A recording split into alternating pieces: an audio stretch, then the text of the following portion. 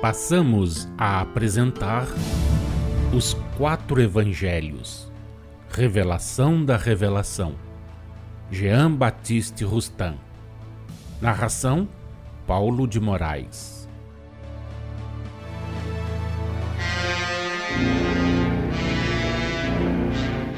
Evangelho de Jesus segundo Lucas, capítulo 17, versículos 25 a 37. Sinais precursores da segunda vinda de Jesus. Mas primeiramente é necessário que o Filho do Homem sofra muitas coisas e que seja rejeitado por esta geração. E tal como sucedeu ao tempo de Noé, assim sucederá nos dias do Filho do Homem. Comiam, bebiam, casavam e davam-se em casamento, até ao dia em que Noé entrou na arca e veio o dilúvio e pereceram todos.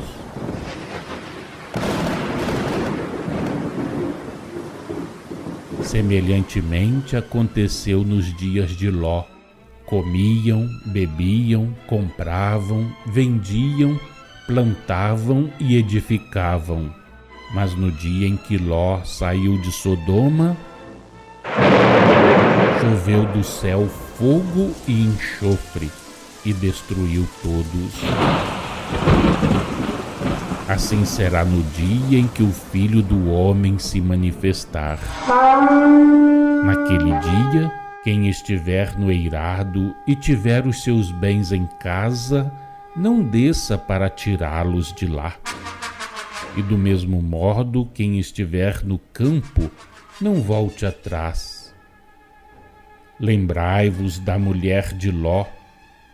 Quem procurar salvar a sua vida, perdê-la-á. Mas quem a perder, conservá-la-á.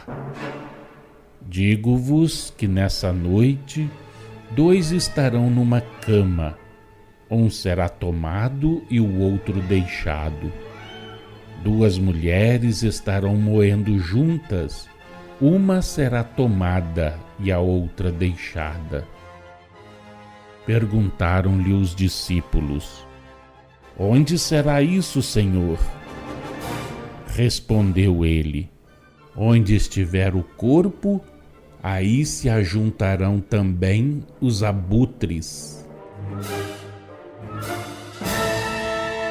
Número 226. Por essas palavras, cujo sentido e alcance, segundo o Espírito, ficaram intencionalmente velados pela letra, aludia Jesus às condições, meios e fases da purificação e do progresso do vosso planeta e da humanidade terrena. E aludia também ao que ocorrerá quando a lei de amor e caridade for praticada na Terra, operando a regeneração da espécie humana. Como sempre, ao proferir tais palavras, o mestre apropriou sua linguagem às inteligências e às necessidades da época, de modo, porém, a impressionar os homens da época e as gerações futuras, a preparar o advento da nova revelação que viria quando os homens se houvessem tornado capazes de a suportar, explicar e fazer compreensível em espírito e em verdade, como sucede atualmente tudo o que ele disse. As explicações especiais que vos damos deverão levar-vos à compreensão daquelas suas palavras. Mas é necessário que antes ele sofra muito e seja rejeitado por esta geração. Antes que a lei trazida por Jesus pudesse vigorar, foi preciso que o legislador lhe apusesse o selo do seu amor. Entretanto, repeliu-a a geração que a recebeu, como a de hoje ainda a repele. É que muitos espíritos rebeldes ao tempo da missão do Cristo vivem de novo na terra, sempre rebeldes. Alguns apenas discípulos de Jesus, lhe seguem as pisadas, ainda que de bem longe, e procuram descobrir no solo conspurcado as marcas deixadas por seus passos. Acabamos de dizer: foi preciso que ele apusesse à sua lei o selo do seu amor. Jesus, que desceu à terra para dar aos homens o exemplo do devotamento sem restrições, teve que levar esse devotamento aos seus limites extremos.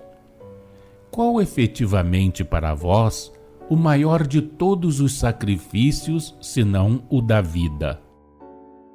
Por sua morte, ele vos ensinou a não ligar exagerada importância à vossa existência, do mesmo modo que pela sua vida vos mostrou que não deveis prodigalizá-la inutilmente.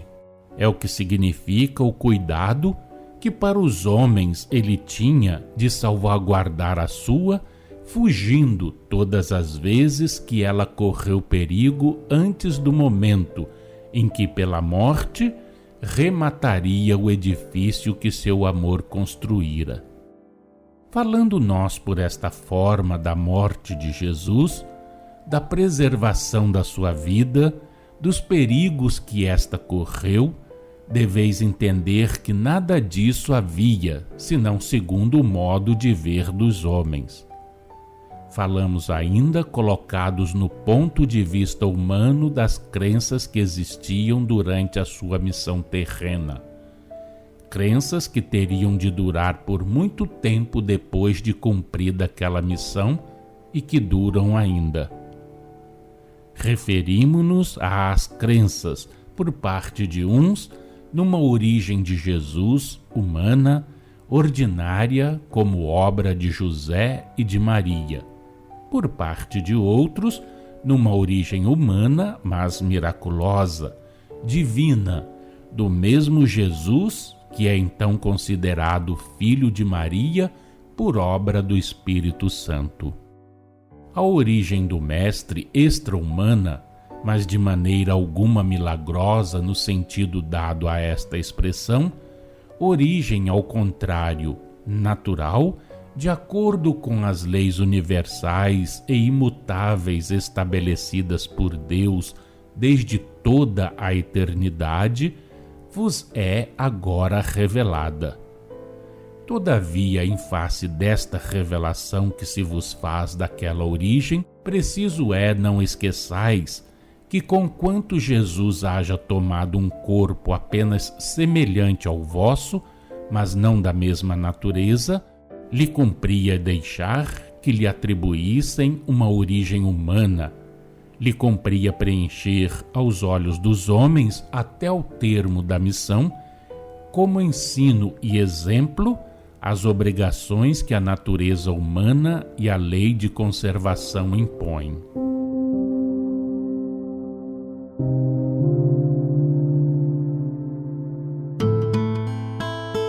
Acompanhe no próximo programa mais um trecho de Os Quatro Evangelhos, Revelação da Revelação, Jean Baptiste Rustin.